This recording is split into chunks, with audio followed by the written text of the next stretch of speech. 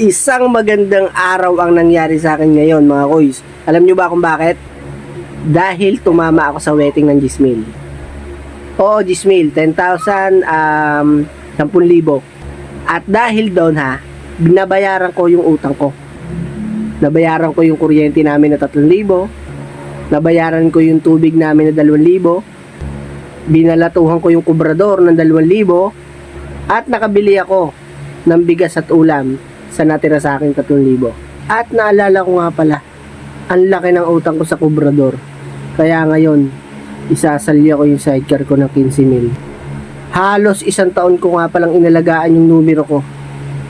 At sa kakataya ko ng kakataya, naalala ko nga pala, puro utang yung taya ko sa kubrador.